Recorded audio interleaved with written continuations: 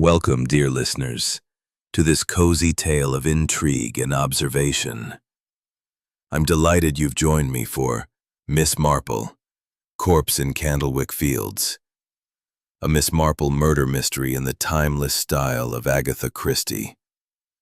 Settle in with a cup of tea as we journey to the quaint English village of St. Mary Mead in the 1950s, where secrets hide behind hedgerows and justice unfolds with quiet wisdom. This audiobook is narrated in a gentle, reflective tone, perfect for a relaxing evening. Let's begin our adventure. Chapter 1. The Shadow in the Fields. The village of St. Mary Mead, cradled in the gentle folds of the English countryside, wore its autumn hues with quiet pride. It was early October in the 1950s, and the air was crisp, laced with the earthy scent of damp leaves and the faint smoke of hearth fires curling from the chimneys of thatched cottages. The high street, lined with neat hedgerows and whitewashed walls, hummed with the soft rhythm of rural life. The postman's bicycle bell jingled, children scampered home from the village school, and the grocer's shop buzzed with the day's gossip. At Mead Cottage, Miss Jane Marple sat in her parlor, her nimble fingers guiding knitting needles through loops of soft wool, crafting a scarf in delicate shades of lavender. Her window, framed by lace curtains that fluttered gently in the breeze, offered a view of the world beyond, a world she understood better than most. Miss Marple, with her white hair neatly pinned and her sharp blue eyes undimmed by age, was no other ordinary elderly spinster. To the casual observer, she was a fixture of St. Mary Mead, as familiar as the ancient yew in the churchyard or the weathered signpost at the village green. But beneath her unassuming exterior lay a mind as precise as a Swiss watch, attuned to the subtleties of human nature. She had a knack for seeing patterns where others saw only chaos, for catching the flicker of deceit in a smile, or the weight of guilt in a fleeting glance. People are so very predictable, she often mused to herself, and yet so full of surprises. Well, miss, it was Tom Wilkins, the gardener, who found him. Early this morning, he was cutting through the fields to check the hedges, and there was Mr. Hargrove, lying among the tall grasses, his face all twisted like. The doctor's been called, and Constable Slack's there now, roping off the place with that yellow tape of his. They say it was something in his flask, his morning tea, maybe. Bitter almonds, Dr. Haydock said, whatever that means. Bitter almonds, Miss Marple murmured, her mind already turning. That suggests cyanide, Dolly. A most unpleasant substance, and not one you'd find in a flask by accident. She rose, smoothing her skirt, and reached for her shawl. I think a walk to Candlewick Fields might be in order. Fresh air does wonders for clarity. The path to Candlewick Fields wound past the village green, where the ancient oak stood sentinel, its branches heavy with the last of its golden leaves.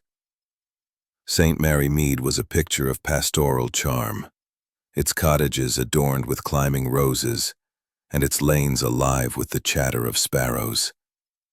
But today, a somber mood clung to the air. Villagers clustered in small groups, their voices low, their glances darting toward the fields.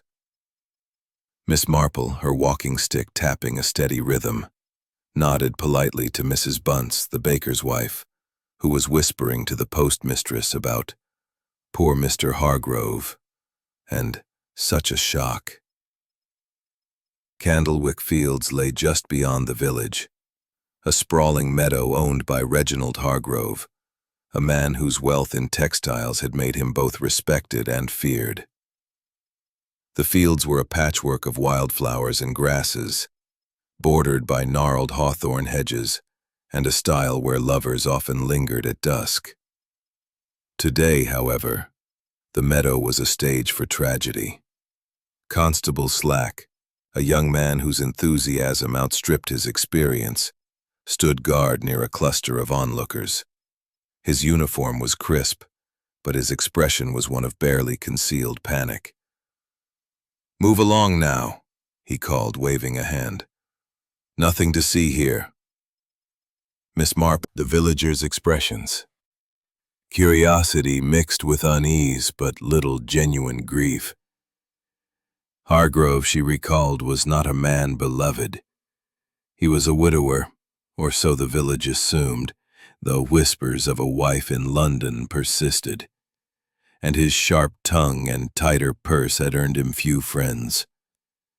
His manor, Hargrove Hall, loomed on the hill, its ivy-clad walls a symbol of his wealth and isolation. As she stood there, Miss Marple's mind began to weave its delicate web. She noticed the trampled grass near the body, suggesting more than one visitor. A scrap of paper, half buried in the soil, caught her eye, but Slack's heavy boots obscured it before she could investigate. She made a mental note to return later. Back at Mead, over a cup of Earl Grey, Miss Marple reflected. Dolly, still buzzing with the morning's drama, recounted snippets from the village grapevine. "They say Mr. Hargrove was arguing with Mr. Blake, his business partner, just yesterday at the Red Lion. Something about the textile mill. And Miss Lydia, his niece, was seen storming out of the manor last week, all red-faced and teary." "Indeed," Miss Marple said, sipping her tea. "And Mrs. Hargrove? I thought she was in London." Dolly hesitated. "Well, miss, some say she's back. Mrs. Price Ridley swore she saw her at the station 2 days ago, carrying a suitcase and looking ever so pale." Miss Marple's needles resumed their rhythm, click-clacking like a metronome. "People do come and go, Dolly, but motives linger. It's rather like my knitting. Pull one thread and the pattern unravels." By noon, the village was a hive of speculation. Miss Marple decided to pay a call on the vicarage, where the Reverend Leonard Clement and his lively wife Griselda often gathered the community's pulse.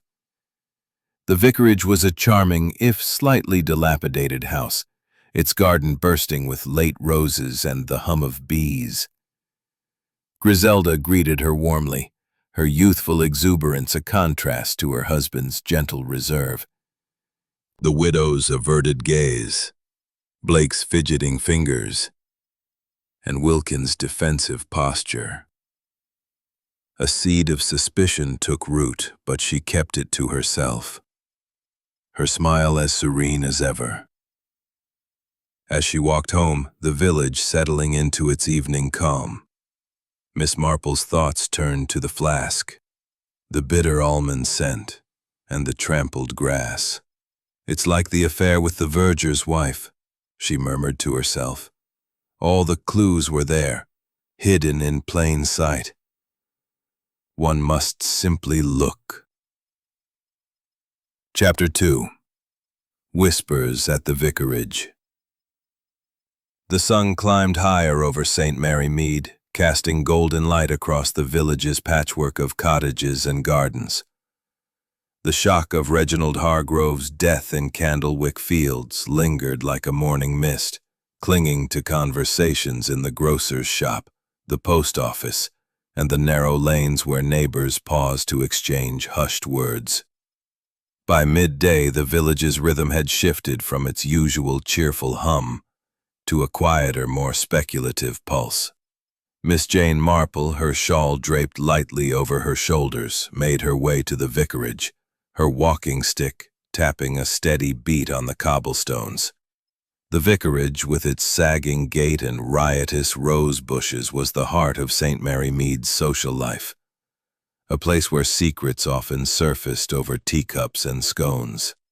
Miss Marple's mind was already at work, piecing together the fragments of the morning's discovery.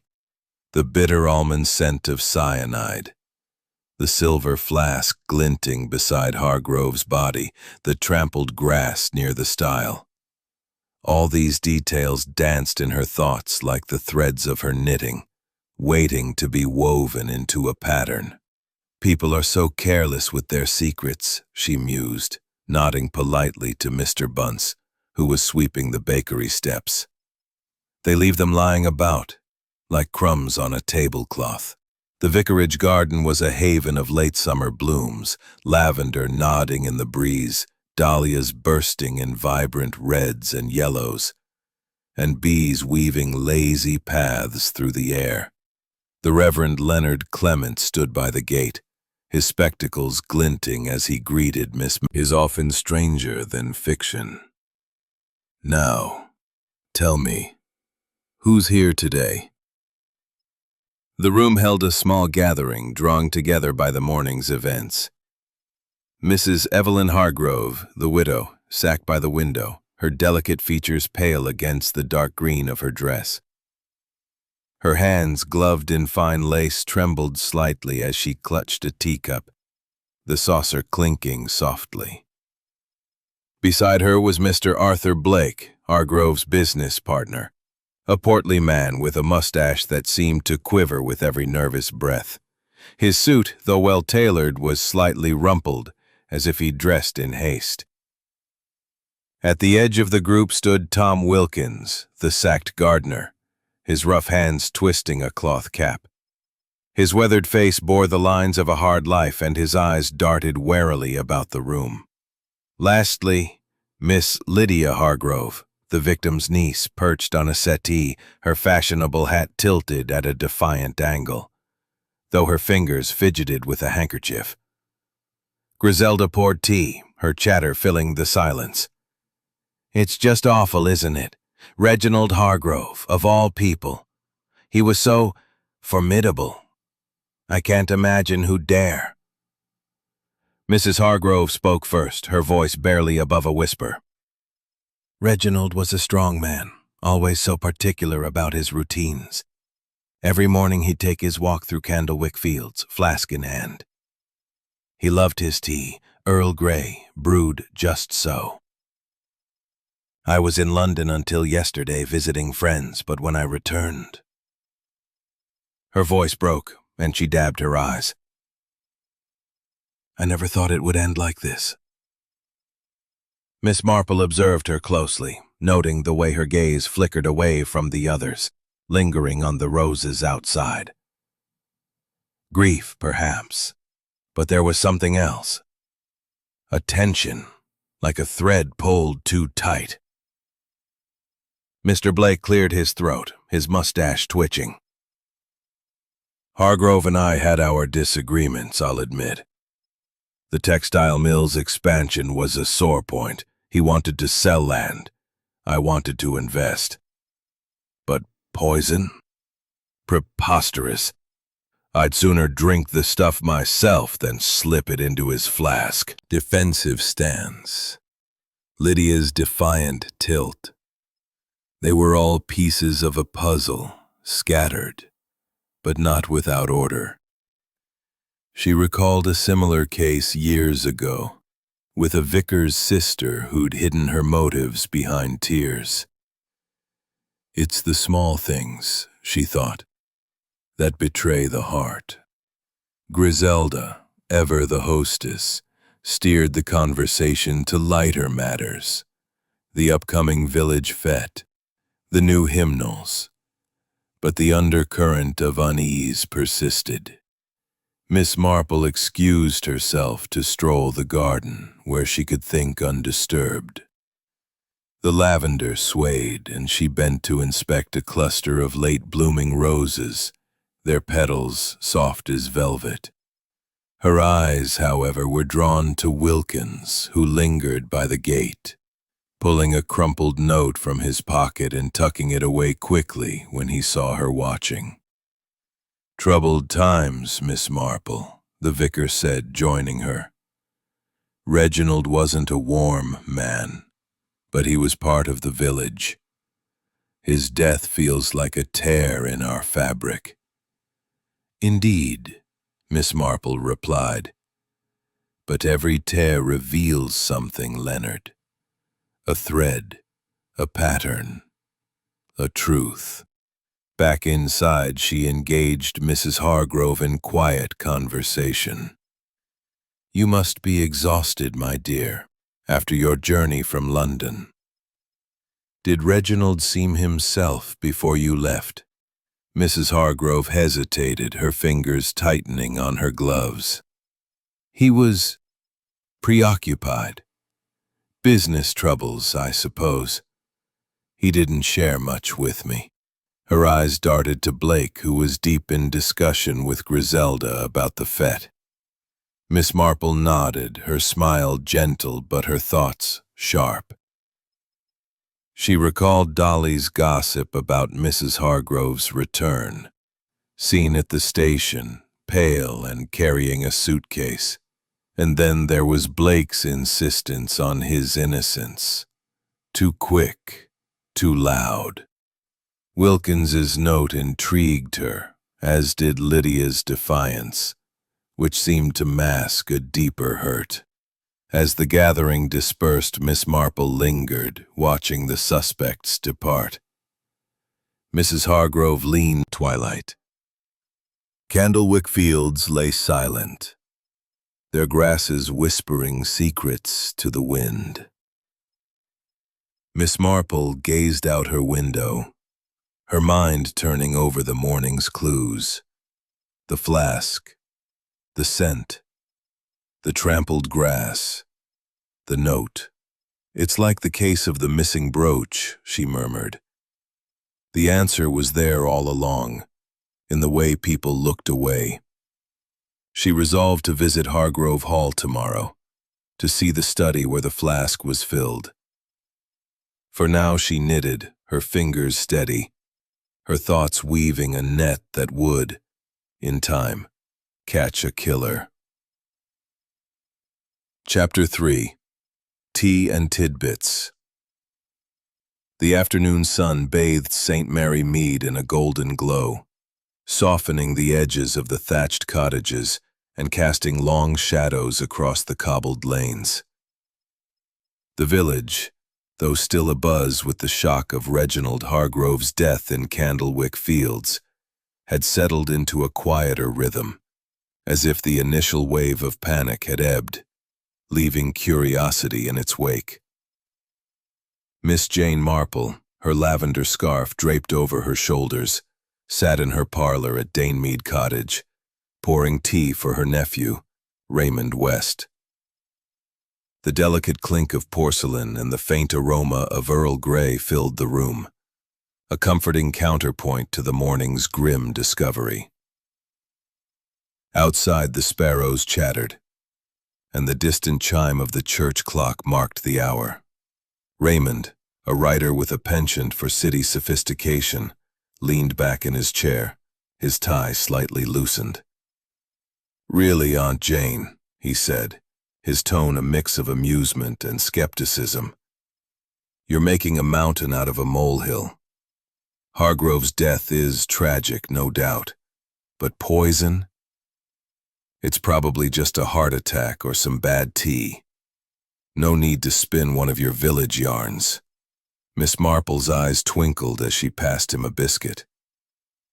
"Oh, my dear Raymond, you do underestimate the village. It's like that affair with the verger's wife. Everyone thought it was natural causes, but the truth was in the teacups. A heart attack doesn't smell of bitter almonds, you know." Raymond chuckled, the story written between the lines. Determined to gather more threads for her growing tapestry of clues, Miss Marple decided to visit Hargrove Hall, the grand manor on the hill where Reginald had lived in imposing solitude. She donned her hat, a sensible affair with a single feather, and set out, her walking stick tapping a familiar cadence. The lane to the manor wound past the village green, where children played tag under the ancient oak, their laughter a reminder of St. Mary Mead's enduring warmth. Yet today the air held a faint chill, as if the fields themselves whispered of secrets. Hargrove Hall was a handsome Georgian structure, its ivy-clad walls and tall windows exuding wealth and reserve. The front door, polished oak with a brass knocker, opened to reveal Mrs. Pym, the housekeeper, a stout woman with a face like a well-kneaded loaf. "Miss Marple," she said, her voice tight with strain. "It's kind of you to call, but it's a dark day here." "I quite understand," Miss Marple replied, stepping into the hall. The air was cool, scented with beeswax and old wood. "I only wished to offer my condolences and see if I might be of any help." Mrs. Pym led her to the study where Reginald Hargrove had prepared his morning flask. The room was a study in contrasts, rich mahogany shelves lined with leather-bound books, a Persian rug underfoot, and a desk cluttered with papers and an inkstand. Miss Marple's sharp eyes scanned the scene, noting the silver flask, now gone, taken by Constable Slack for evidence, but its place marked by a faint ring on the desk. A subtle scent lingered, sharp and chemical, like bitter almonds. "Cyanide," she murmured to herself, "and not from the tea leaves." On the desk lay a half-written letter, its ink slightly smudged. Miss Marple leaned closer, her glasses catching the light. The letter, addressed to Arthur Blake, read, "Your accounts are a disgrace. I've proof of your meddling. Expect consequences." The words were sharp, accusatory, and unfinished, as if Hargrove had been interrupted. Mrs. Pym, hovering nearby, wrung her hands. Mr. Hargrove was all recalled Griselda's almond biscuits at the vicarage, served to all the guests. A coincidence, perhaps, but Miss Marple distrusted coincidences. Back at Mead, Dolly was waiting, her eyes bright with gossip.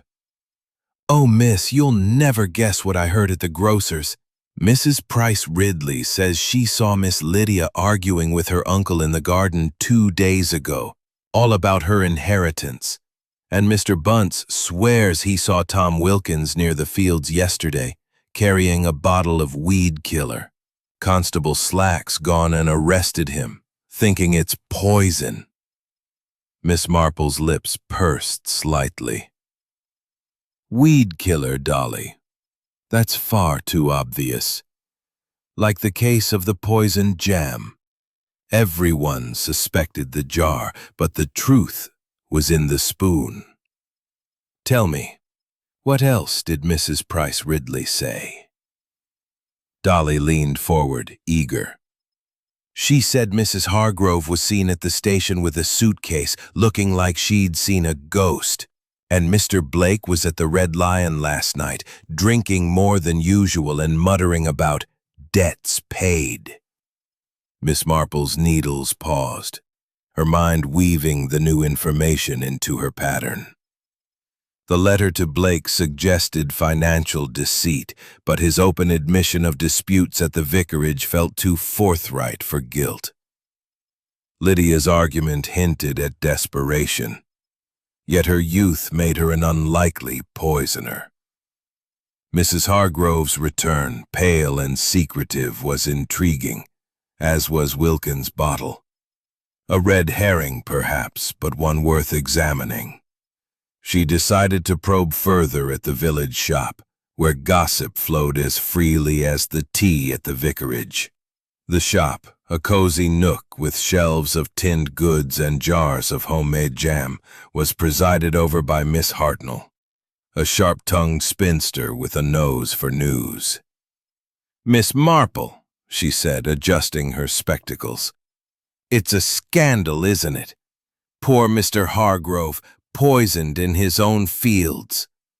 I always said that man's temper would be his undoing." "Indeed," Miss Marple replied, selecting a tin of biscuits. Was a thread, but the pattern remained elusive. It's like the case of the missing locket, she mused, where the truth lay in what wasn't said. At Mead, she resumed her knitting, the click of her needles a steady counterpoint to her racing thoughts. The village's warmth enveloped her, the chatter of children, the scent of baking bread. But beneath it lay a shadow. Someone had laced Hargrove's flask with cyanide, and the answer Miss Marple knew was hidden in the everyday. A glance, a crumb, a whispered word. She resolved to return to Candlewick Fields at dawn, to examine the style in that scrap of paper she'd glimpsed. For now she knitted, her mind as sharp as the needles in her hands, waiting for the pattern to emerge. Chapter 4. Shadows lengthen. The sun dipped low over St. Mary Mead, painting the sky in hues of amber and rose as the village settled into the quiet of late afternoon. The shock of Reginald Hargrove's murder in Candlewick Fields had not faded, but the initial frenzy of gossip had softened into a persistent hum. Like bees in a summer garden, Miss Jane Marple, her shawl wrapped snugly against the evening chill, walked the winding path to Candlewick Fields, her walking stick tapping a thoughtful rhythm on the packed earth. The fields, bathed in the golden light, stretched wide and wild, their tall grasses swaying in the breeze, whispering secrets only the keenest observer might unravel. Her sharp blue eyes scanned the landscape, lingering on the stile where Hargrove's body had been found, its weathered wood a silent witness to the crime. Miss Marple's mind was a loom, weaving the threads of the past day's discoveries. The bitter almond scent of cyanide, the silver flask, the half-written letter accusing Arthur Blake of embezzlement, the almond biscuit crumb on Hargrove's desk, and the crumpled note in Tom Wilkins' pocket. Each clue was a stitch, but the pattern remained incomplete. It's like the affair with the poisoned marmalade, she murmured to herself, where the truth lay not in the jar, but in who opened it. Village. It was Tom Wilkins, his gardener's smock flapping as he glanced over his shoulder. Miss Marple stepped behind a hawthorn hedge, her presence unnoticed, and watched as he paused to light a cigarette, the match flaring briefly in the dusk. His face, illuminated for a moment, was taut with worry.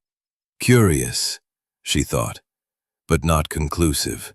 Back in the village, the high street was alive with preparations for the upcoming fete, a cherished tradition that brought St. Mary Mead together in a flurry of bunting and baked goods. Trestle tables lined the green, laden with jars of homemade jam and knitted scarves, while children darted about, clutching balloons. Miss Marple, ever the observer, joined the crowd, her unassuming presence allowing her to blend into the chatter. At a stall selling lavender sachets, she found Mrs. Price Ridley, the village's self-appointed chronicler of scandals, holding court.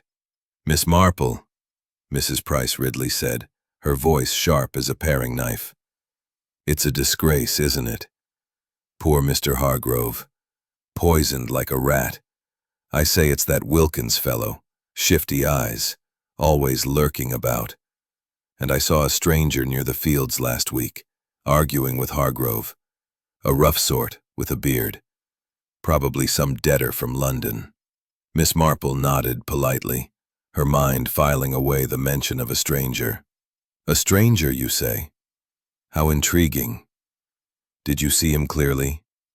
Mrs. Price Ridley puffed up, relishing the attention. "Clear as day, near the Red Lion. He was waving his arms, all red in the face. I told Constable Slack, but he's too busy fussing over that weed killer in Wilkins's shed."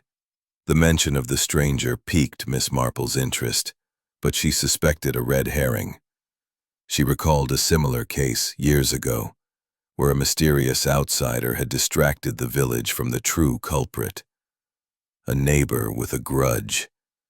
People love to blame the unknown, she thought, when the truth is often closer to home. At the fete, Miss Marple spotted Arthur Blake, his portly frame squeezed into a tweed jacket, helping to set up a tombola stall. His mustache embezzlement, but his openness suggested either innocence or cunning.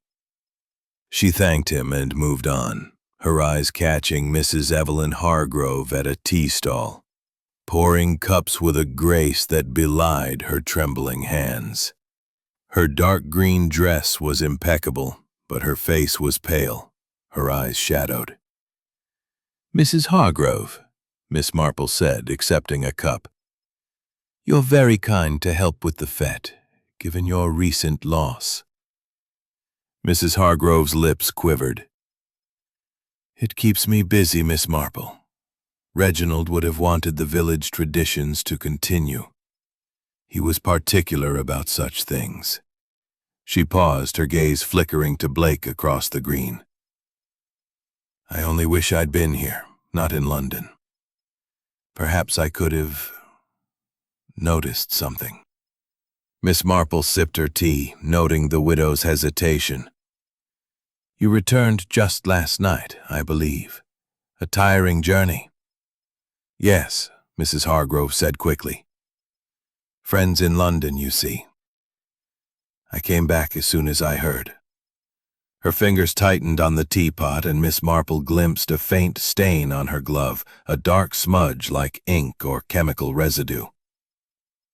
As the fete wound down, Miss Marple wandered to the churchyard, where the ancient yew cast a cool shadow.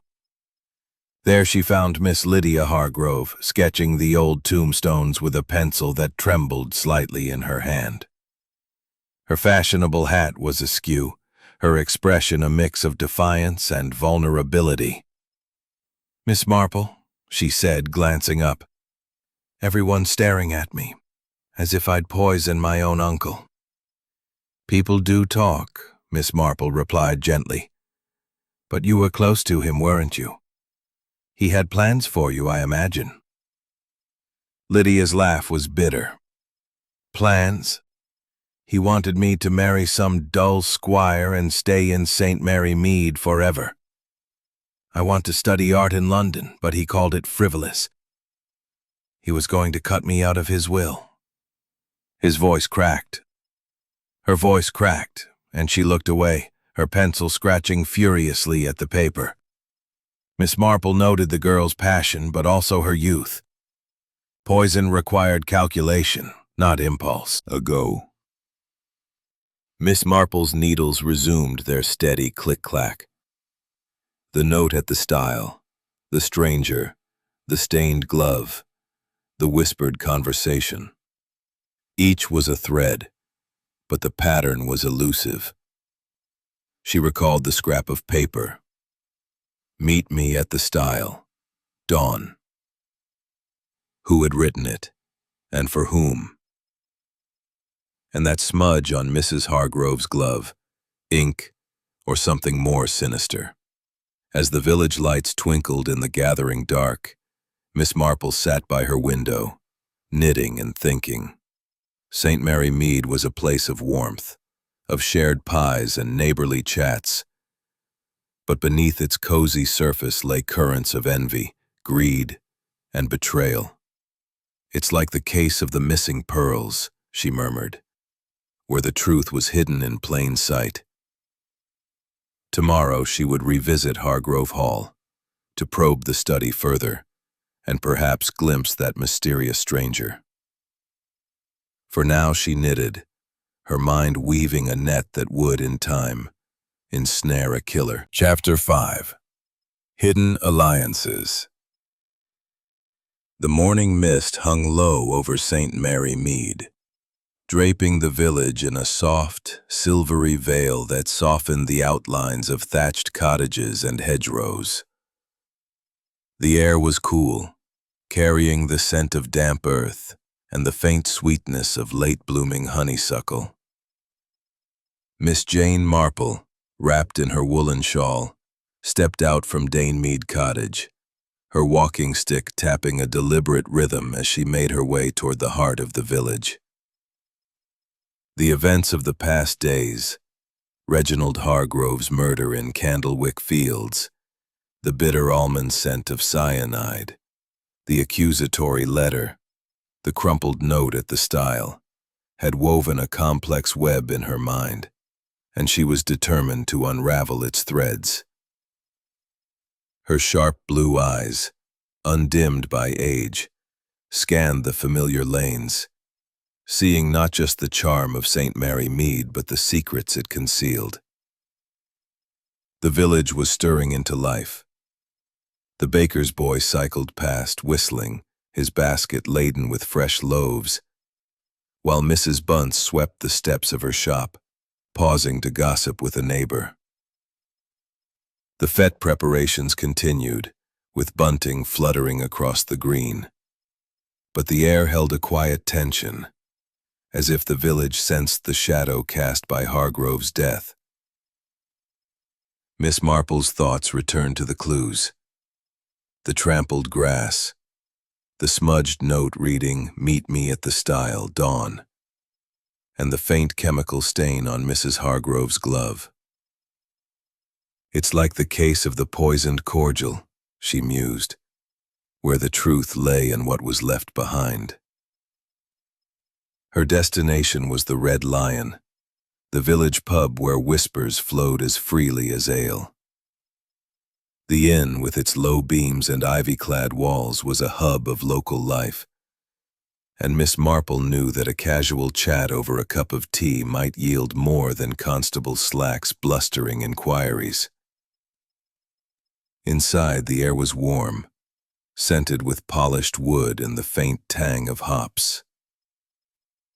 Mr. Pym, the landlord, greeted her with a nod, his apron slightly askew. "Morning, Miss," her eyes drifting to the window, where she glimpsed Mrs. Evelyn Hargrove crossing the green, her dark green coat swaying as she hurried toward the vicarage. The widow's steps were quick, almost furtive, and Miss Marple noted the way she glanced over her shoulder, as if expecting to be followed. Determined to probe further, Miss Marple made her way to Hargrove Hall, where the study might reveal more about the flask and its deadly contents. The manor loomed on the hill, its ivy-clad walls somber in the mist.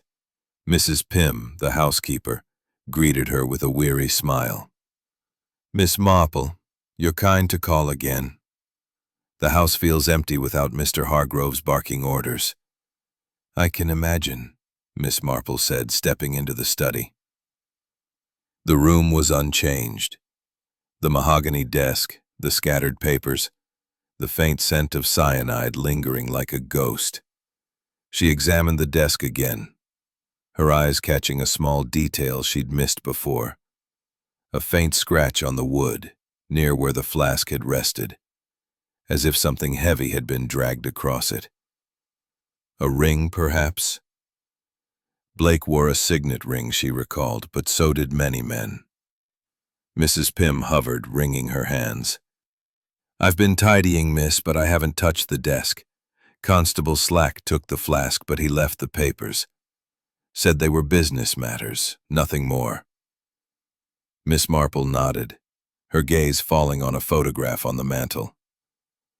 A younger Mrs. Hargrove smiling beside Reginald, their hands entwined.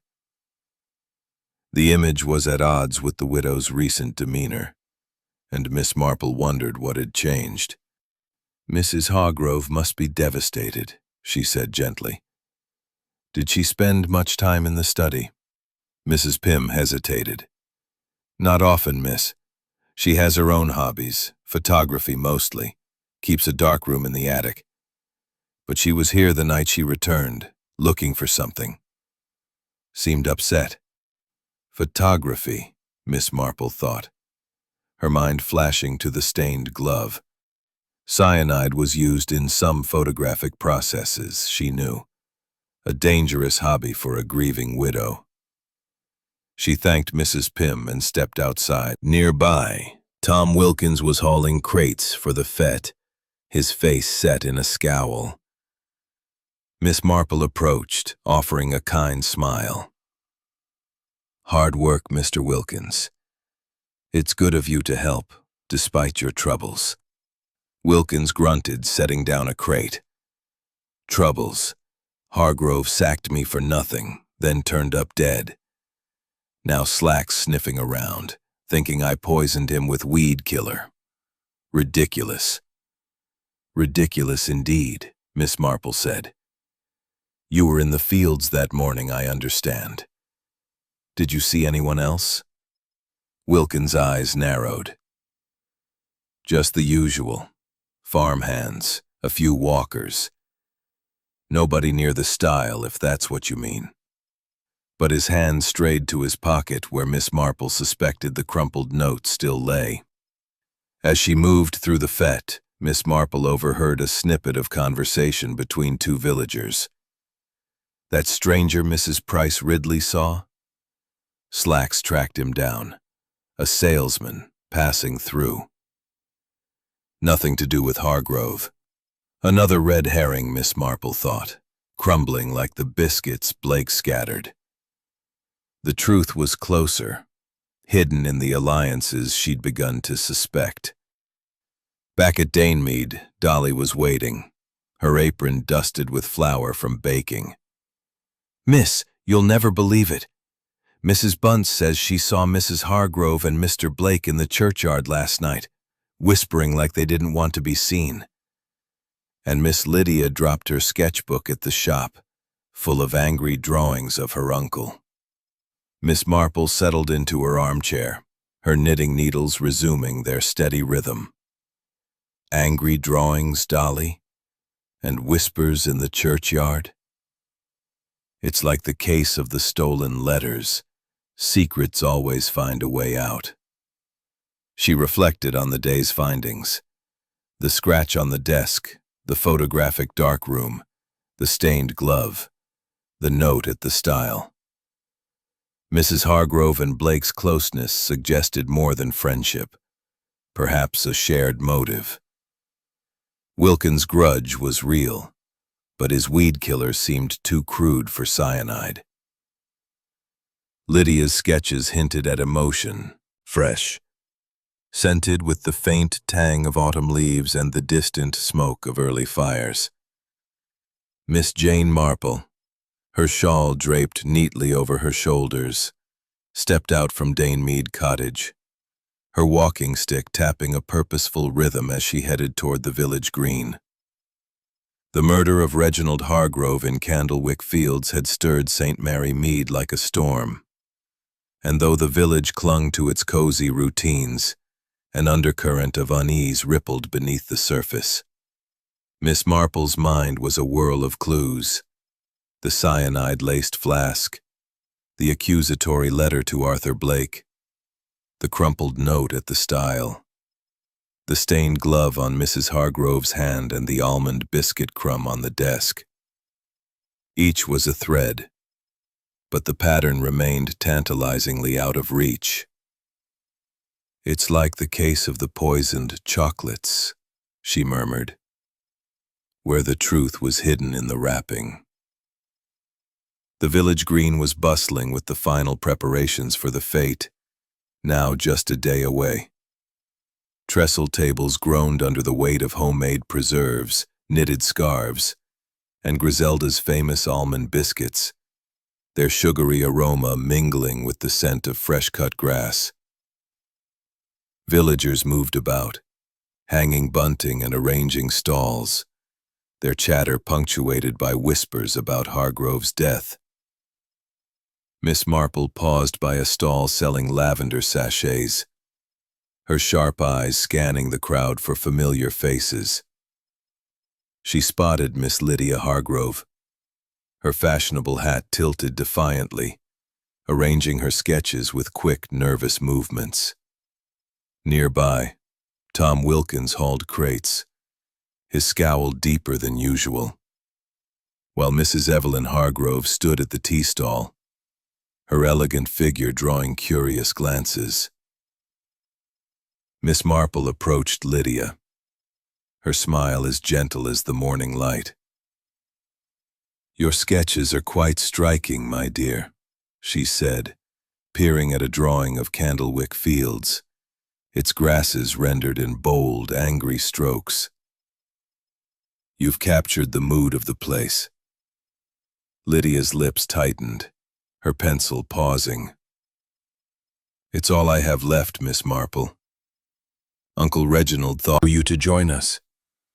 The fete keeps us busy, doesn't it?" "Indeed," Miss Marple replied, accepting a cup. "It's a comfort to see the village come together. You've been away in London, I hear. It must be difficult returning to such tragedy." Mrs. Hargrove's eyes flickered, her gaze dropping to her gloves. Cleaned today, but Miss Marple recalled the chemical stain from the day before. "It's been a shock," she said. "Reginald was particular about his routines, his walks, his tea. I was in London with friends, but I came back as soon as I heard." She paused, her fingers tightening on the teapot. "I wish I'd been here. Perhaps I could have stopped it." Miss Marple sipped her tea, noting the widow's careful words.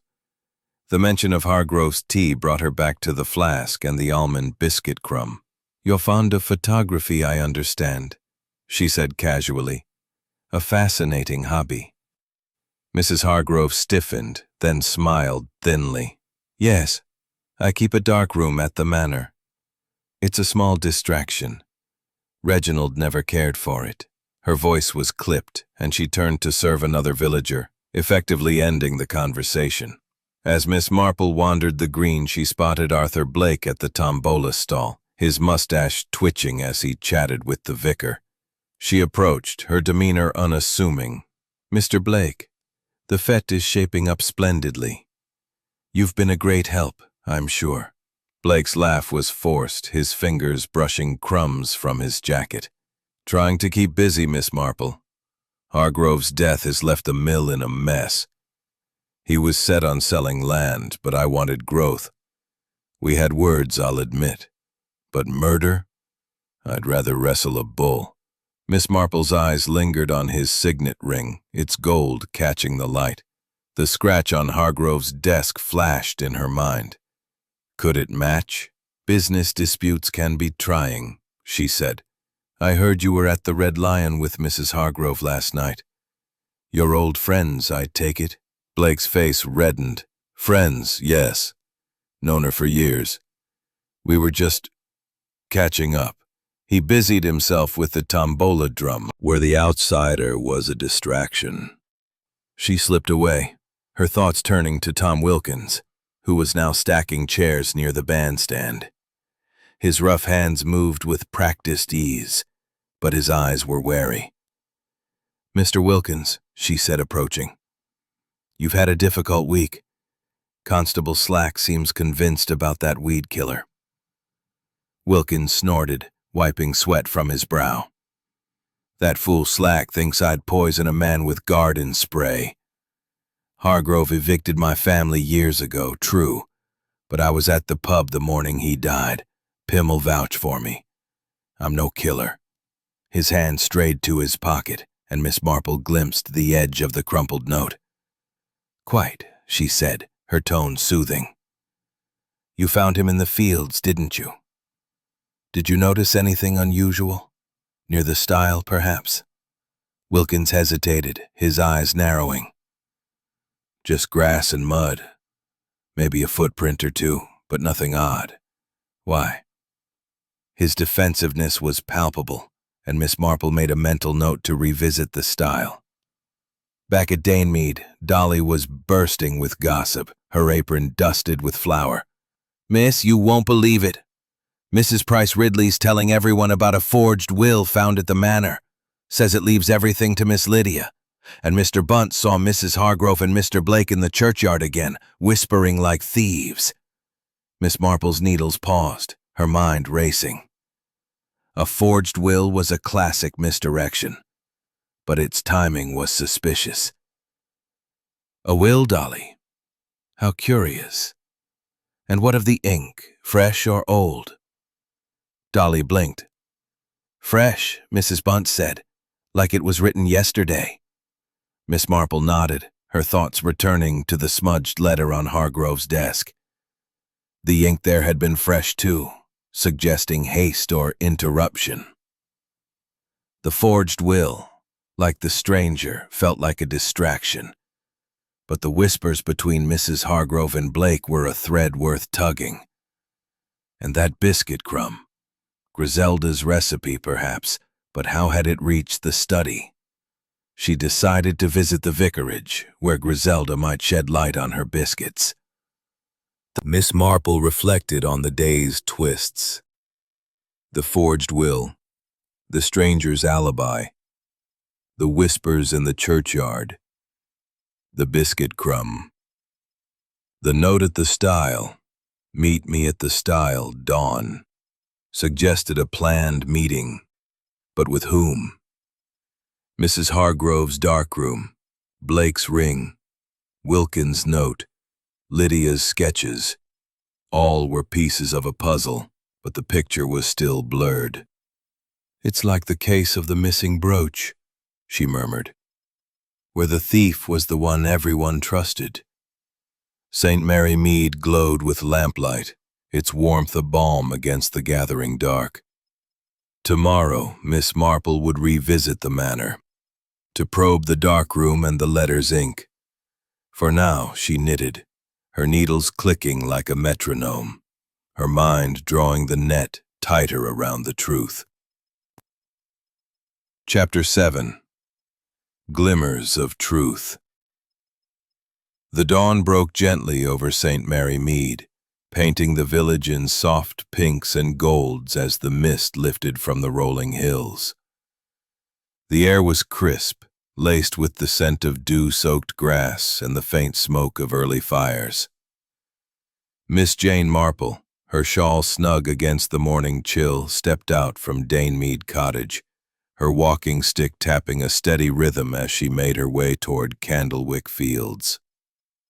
The murder of Reginald Hargrove, now 3 days past, had woven a complex tapestry of suspicion in the village, and Miss Marple's keen mind was intent on untangling its threads.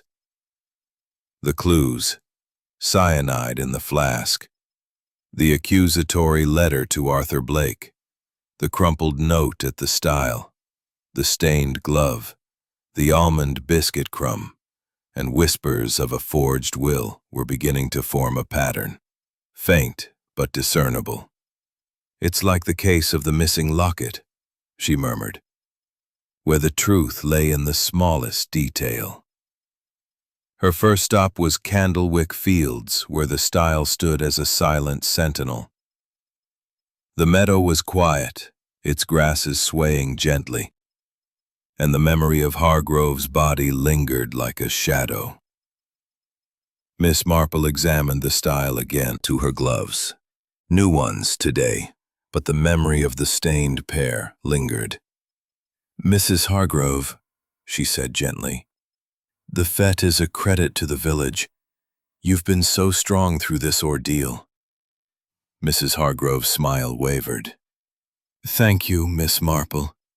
It's a distraction, at least. Reginald loved tradition. He'd have approved." Her voice was soft, but her fingers trembled, and Miss Marple noted a faint chemical scent, barely perceptible, clinging to her sleeve. "Photography must be a comfort," Miss Marple said casually. "I hear you have a darkroom at the manor. Such an intricate hobby." Mrs. Hargrove's eyes flickered, her hand tightening on the teapot. "It's a small escape," she said quickly. "I haven't used it much since Reginald's death." She turned to serve a villager, her movements abrupt, and Miss Marple filed away her unease. At the tombola stall, Arthur Blake was spinning the drum, his mustache twitching with nervous energy.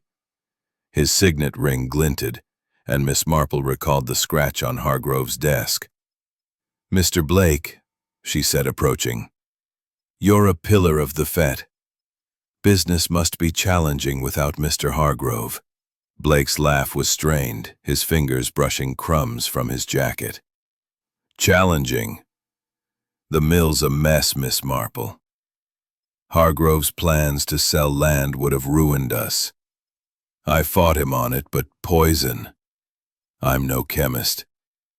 His eyes darted to Mrs. Hargrove, and Miss Marple noted the glance. Too quick, too guarded. She moved on to Tom Wilkins, who was stacking chairs near the bandstand, his face set in a scowl. "Mr. Wilkins," she said, her tone kind. "You've been cleared of suspicion, I hear. The weed killer was harmless." Wilkins grunted, wiping his brow. "Aye, Slack finally checked it. Plain herbicide, no cyanide. Hargrove evicted my family years ago, but I was at the Red Lion when he died. Pym's my witness." His hand strayed to his pocket, where the crumpled note likely remained. A small, locked drawer in the desk, its key missing. She recalled Mrs. Pym's mention of Mrs. Hargrove searching the study the night she returned. Curious, she thought. Mrs. Pym hovered, her hands twisting. Mrs. Hargrove was here that night, looking for papers. She said it was about the will, but she left empty-handed. Miss Marple nodded, her mind turning to the forged will Dolly had mentioned. Fresh ink suggested recent tampering, but by whom? She thanked Mrs. Pym and ventured to the attic where the darkroom was tucked behind a narrow door. The room was small, its air heavy with the sharp scent of chemicals. Bottles lined the shelves, and Miss Marple's eyes fell on a small vial labeled potassium cyanide, used, she knew, in some photographic processes. The vial was nearly full, but a faint residue on the cap suggested recent handling. "A dangerous hobby," she murmured, "and a convenient one." Back at the fete, Miss Marple found Miss Lydia Hargrove at her stall, her sketches drawing a small crowd. Her face was pale, her hat askew. "Miss Marple," she said, her voice low. "Everyone's talking about that will. I didn't forge it. I didn't even know it existed." "Of course, my dear," Miss Marple said soothingly. "But you were at the manor often, weren't you? Did you ever see your uncle's flask being prepared?" Lydia shook her head. "He was particular, always filled it himself. But I saw Mrs. Hargrove in the study once, before she left for London. She was holding his flask, looking strange." Her voice faltered, and Miss Marple noted the implication. As the fete wound down, Miss Marple returned to Dane Mead, where Dolly was waiting, her eyes bright with gossip. "Miss, you'll never believe it. Mrs. Bunt says she saw Miss Lydia drop a small bottle near the fields yesterday. Looked like it could have held poison. And Mr. Blake's been asking about the manor's accounts, like he's worried." Miss Marple's needles paused, her mind racing. A bottle near the fields? She recalled Lydia's sketches, offering a biscuit. "These are fresh, almond, of course. Did you know I sent a batch to the manor for Mrs. Hargrove?" Miss Marple declined, her eyes on the biscuits. "Did anyone else take them? Miss Lydia, perhaps?" Griselda nodded. "Lydia took a few, but she's allergic to almonds. Had a rash once, poor thing. Mrs. Hargrove loves them, though." The crumb on the desk, Miss Marple thought, could have come from the manor, not the fete. But the cyanide was in the flask, not a biscuit. The connection was tenuous, but it pointed to the manor, and Mrs. Hargrove's darkroom. As evening fell, St. Mary Mead glowed with lamplight, its warmth a shield against the chill. Miss Marple sat by her parlor window, knitting, her needles clicking like a metronome. The village was a haven of community, but beneath its cozy surface lay betrayal. "It's like the case of the stolen silver," she murmured, "where the thief was the one everyone trusted." Tomorrow she would confront the locked drawer and probe Blake's accounts. For now she knitted, her mind weaving a net that drew ever tighter around the truth, the glimmers of which were beginning to shine through the village's gentle facade. Chapter 8. Narrowing the Net. The morning light filtered through the lace curtains of Dame Mead cottage, casting delicate patterns across the parlor where Miss Jane Marple sat, her knitting needles clicking in a steady rhythm. Outside, St. Mary Mead stirred under a pale autumn sky, the village's charm undimmed despite the shadow of Reginald Hargrove's murder in Candlewick Fields. The fete had come and gone, leaving behind a trail of gossip and half-truths, but Miss Marple's mind was sharper than ever, weaving together the clues that had emerged over the past days. The cyanide-laced flask, the accusatory letter to Arthur Blake, the crumpled note at the stile, the stained glove, the almond biscuit crumb, the forged will, and the vile shard in the fields. Each was a thread in a tapestry, and the pattern was beginning to take shape. "It's like the case of the poisoned cordial," Marple said, stepping into the study. The room was unchanged, the mahogany desk cluttered with papers, the faint scratch near where the flask had rested, the lingering scent of cyanide. She turned her attention to the locked drawer, its key still missing. Running her fingers along the desk's edge, she noticed a faint groove, a sign of forced entry, perhaps. Someone was curious, she thought, recalling Mrs. Pym's mention of Mrs. Hargrove searching the study the night she returned.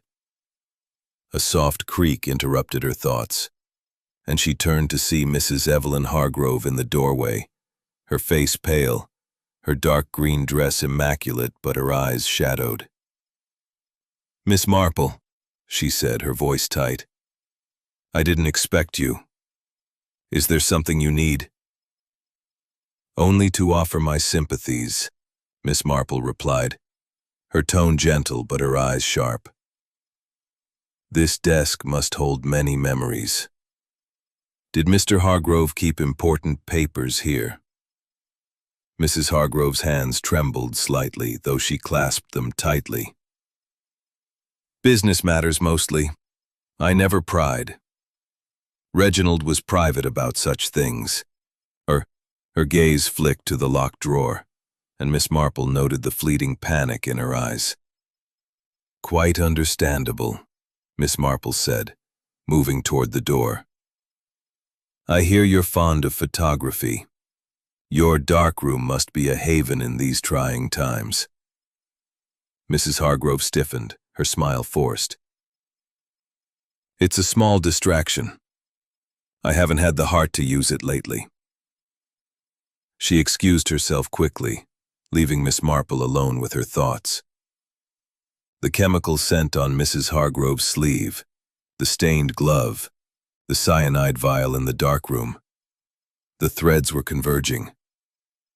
Miss Marple ventured to the attic, where the darkroom's heavy door creaked open to reveal a small, cluttered space. Bottles of chemicals lined the shelves, and the vial of potassium cyanide stood exactly where she'd seen it before, its cap still bearing a faint residue. She examined a nearby tray, where a developed photograph lay, a portrait of Mrs. Hargrove, her smile strained, taken in the manor's garden. A small detail caught Benham the morning he died, buying supplies for the mill. "Ask the merchant." His tone was defensive, but his alibi was solid, and Miss Marple crossed him off as the poisoner, though his closeness to Mrs. Hargrove remained a question. Her next stop was the village shop, where Miss Hartnell presided over tinned goods and gossip. "Miss Marple," she said, adjusting her spectacles, "everyone's talking about that forged will. Fresh ink, they say. Points to Miss Lydia, doesn't it?" "Perhaps," Miss Marple replied, selecting a tin of biscuits. but fresh ink is easily explained. Did you see anyone near the manor recently besides Mrs. Hargrove? Miss Hartnell leaned closer. Well, now you mention it, I saw Tom Wilkins near the fields again 2 nights ago. Looked like he was hiding something. And Mrs. Hargrove was at the station yesterday buying a ticket to London, then changed her mind. Miss Marple's eyebrows lifted. But ticket to London, then a change of heart? It suggested guilt or fear. She thanked Miss Hartnell and headed to the churchyard where she found Tom Wilkins tending the graves, his hands soil-stained. "Mr. Wilkins," she said, "you've been cleared of the weed killer, I hear. A relief, I'm sure." Wilkins grunted, his eyes wary. "Aye, but Slack's still watching me. I told you I was at the Red Lion when Hargrove died. I've no love for him. Evicted my family, he did, but I'm no murderer." His hand strayed to his pocket and Miss Marple glimpsed the crumpled note. "That morning in the fields," she said gently, "you mentioned a shadow. Could it have been Mrs. Hargrove, perhaps?" Wilkins hesitated, then shook his head. "Couldn't say. Too far off. Just someone moving quick." His reluctance was telling, but his alibi held, and Miss Marple suspected the note, "Meet me at the stile, dawn," was a lead he wasn't ready to share. Back at Mead, Dolly was polishing silver, her eyes bright with news. Mrs. Bunt says she saw Miss Lydia sketching near the stile yesterday, looking all nervous, and Mr. Pym emerging as the central figure. She visited the vicarage, where Griselda was tidying after the fete. "Jane, you're a wonder," Griselda said, offering tea. "These biscuits are fresh, almond, of course. Did you know Mrs. Hargrove took a batch home before she left for London?" Miss Marple declined, her eyes on the tray. "Did anyone else take them? Mr. Blake, perhaps?" Griselda shook her head. "Not Blake. He doesn't care for sweets. But Mrs. Hargrove was particular about them. Said they reminded her of home." The crumb on the desk, Miss Marple thought, tied to the manor, not the fete. But the cyanide was in the flask, delivered with precision. Mrs. Hargrove's darkroom, her trembling hands, her closeness to Blake, all pointed to motive and opportunity. The locked drawer, the forged will, the note at the stile, each was a piece of the puzzle, and the picture was growing clearer. As evening settled over St. Mary Mead, the village glowed with lamplight, its warmth a balm against the chill. Miss Marple sat by her window knitting, her mind weaving the final threads. "It's like the case of the missing pearls," she murmured, "where the thief was the one everyone loved." Tomorrow she would gather the suspects at the vicarage, to lay her net and reveal the truth. For now her needles clicked, drawing the pattern ever tighter around a killer, hiding in plain sight. Chapter 9. The Gathering Storm. The late afternoon sun cast a golden glow over St. Mary Mead, its light filtering through the ancient yew in the churchyard and dappling the cobblestone lanes with patterns of warmth. The village, though wrapped in its usual cozy charm, hummed with an undercurrent of anticipation, as if sensing that the mystery of Reginald Hargrove's murder in Candlewick Fields was nearing its resolution. Miss Jane Marple, her shawl draped neatly over her shoulders, sat in her parlor at Mead Cottage, her knitting needles momentarily still as she reviewed the tapestry of clues she had vicarage, her walking stick tapping a steady rhythm. Miss Marple's sharp blue eyes scanned the village, noting the curious glances of passers-by. The Fett's bunting still fluttered on the green, a reminder of the community's resilience, but today the air held a storm's quiet tension. Inside the vicarage, the drawing room was warm, its chintz curtains drawn back to let in the fading light. A fire crackled in the hearth, casting a soft glow on the assembled group.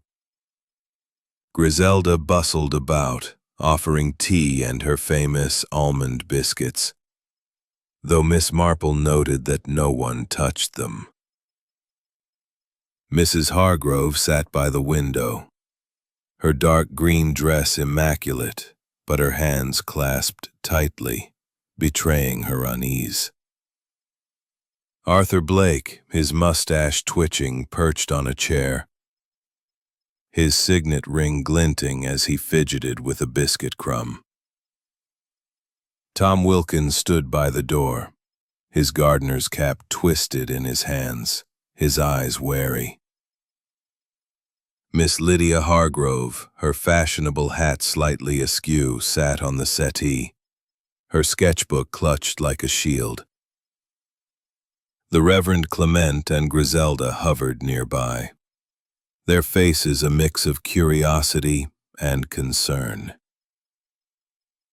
Miss Marple took her place near the fire, her demeanor as serene as ever, though her mind was a whirl of precision. "Thank you all for coming," she began, her voice soft but commanding attention. "The death of Mr. Hargrove has cast a shadow over our village. But the truth, like a well-tended garden, always finds light. The murderer is among us, and it is time to lay bare the facts." A murmur rippled through the room, and Mrs. Hargrove's teacup clinked against its saucer. Blake's hand froze, crumbs falling to the floor. Wilkins shifted uneasily, and Lydia's eyes widened. Miss Marple continued, her tone measured. "Mr. Hargrove was poisoned with cyanide, delivered through his morning flask of tea. The clues have been reaction, and the bottle you dropped near the stile. Paint, not poison, I presume." Lydia nodded, her voice trembling. "It was paint, Miss Marple. I was sketching, that's all. I didn't forge anything. I loved Uncle Reginald, even if he was cruel." Her eyes glistened, and Miss Marple believed her, the girl's youth and passion ruling out cold calculation. Next she addressed Blake, whose mustache quivered. "Mr. Blake, you and Mr. Hargrove clashed over the mill's future. His letter accused you of embezzlement, and a scratch on his desk matched your ring. Yet your alibi, buying supplies in Much Benham, checks out, and your openness about your disputes suggests innocence, not guilt. But your closeness to Mrs. Hargrove raises questions." Blake's face flushed, crumbs scattering. "Closeness? We're friends, nothing more. I'd never harm Hargrove, though he owed me plenty." His defensiveness was clear, but his alibi held, and Miss Marple turned her gaze to Mrs. Hargrove. "Mrs. Hargrove," she said softly, "you returned from London the night before the murder, pale and secretive. You were seen in the study, handling the flask, and your photography darkroom contains cyanide. A dangerous coincidence. Your glove bore a chemical stain, and your whispers with Mr. Blake suggest a shared secret. Your husband was not a kind man, was he?" Mrs. Hargrove's hands trembled, her teacup rattling. "Reginald was difficult," she whispered. "He controlled everything, my life, my freedom. But I didn't kill him. I was in London." Her voice broke, and she looked away, tears welling. Miss Marple's eyes softened, but her tone remained firm. "The clues tell a different story. The vial shard at the stile, the chemical scent on your sleeve, the forged will's fresh ink, all point to the manor. You prepared the flask, didn't you? Not with tea, but with cyanide from your darkroom, knowing his routine. The room fell silent, the fire's crackle the only sound. Mrs. Hargrove's face crumpled, and she buried it in her hands. He deserved it. Summoned by the vicar, entered quietly, his cuffs ready. Mrs. Hargrove, he said, his voice softer than usual. You'll need to come with me. She rose, her elegance unbroken despite her tears, and followed him out, the room heavy with shock. Miss Marple remained seated, her hands folded. The truth is a heavy thing, she said to the others, but it restores balance, like a garden weeded of thorns. As the group dispersed, Lydia weeping softly and Blake staring into his tea, Miss Marple gazed out the window. The village glowed in the twilight, its warmth a testament to its heart, even in tragedy. It's like the case of the missing brooch, she thought, where the thief was the one closest to home. Tomorrow, over tea at Mead, she would explain the details to Raymond and Griselda, tying up the loose threads.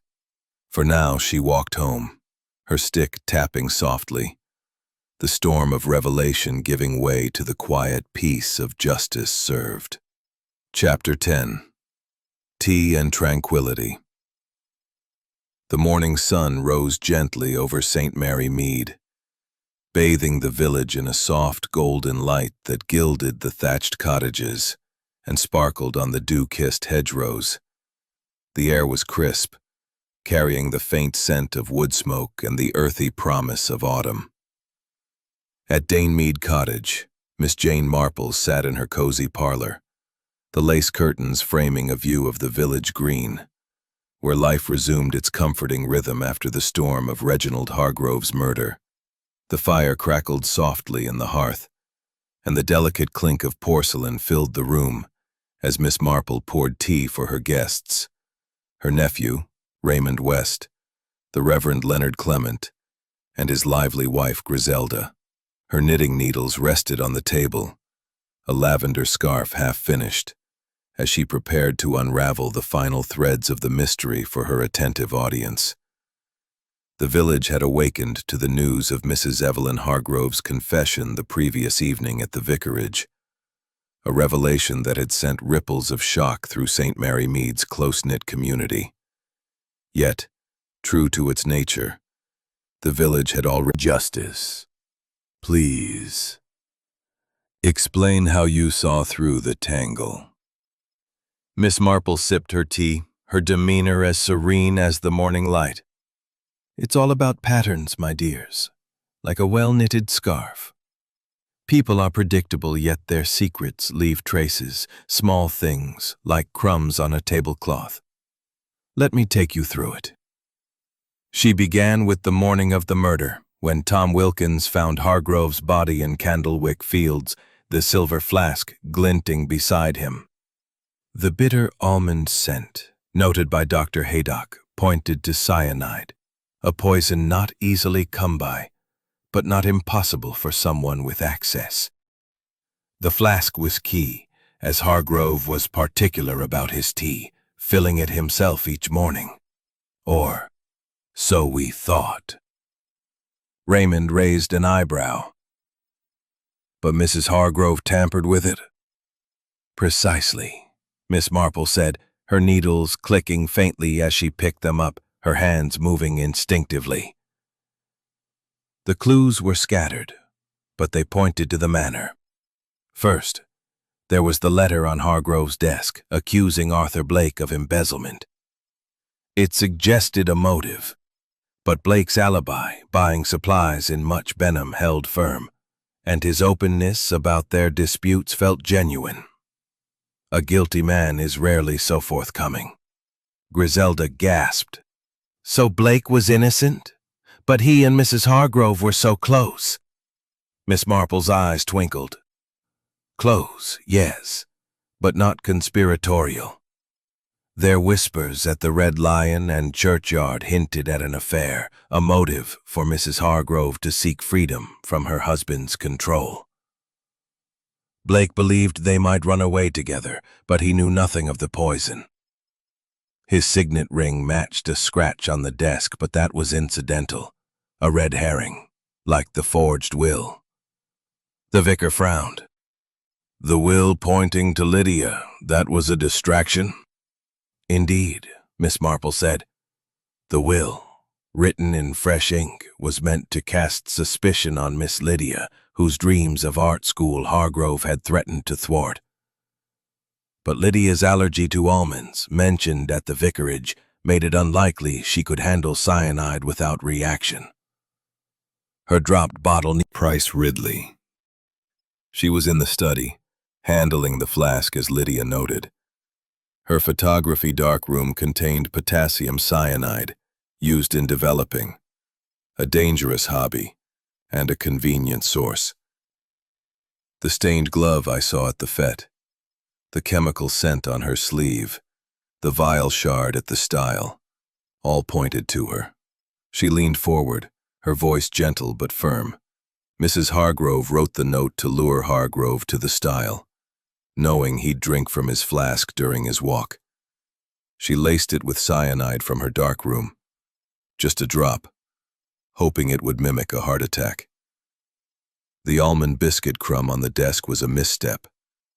She'd brought Griselda's biscuits to the manor, and one fell as she prepared the flask. Her trembling hands, her guarded glances, her haste to dismiss her darkroom activities, they betrayed her. Raymond shook his head, marveling. But the forged will, why bother? A clever distraction, Miss Marple said. She wrote it to point to Lydia, muddying the waters. The fresh ink gave it away, too recent for Hargrove's hand. She underestimated the village's eyes, though. Mrs. Price Ridley saw her at the station. Dolly heard of her whispers with Blake, and Mrs. Pym noted her search in the study. It's the small things, Raymond, that unravel secrets. Griselda clasped her hands. Poor Mrs. Hargrove. She seemed so trapped. Was it really just for freedom? Miss Marple's eyes softened. Hargrove was a cruel man, controlling her life, her dreams. Years of quiet suffering can erode even the gentlest heart. She saw a chance to escape, to start anew with Blake, though he was unaware of her plan. Her confession was tearful but honest. She acted alone, driven by desperation. The vicar sighed. A tragedy, all around. But your insight, Miss Marple, has restored order. Miss Marple smiled faintly. Order, Leonard, is what a village thrives on. Like a garden, it needs tending, pulling weeds, nurturing roots. Justice is a scones. As her guests departed, Miss Marple lingered by the window, gazing at the village she knew so well. The mystery was solved, the net drawn tight, but her work was never truly done. People she knew were a puzzle that never ceased, predictable yet surprising, flawed yet redeemable.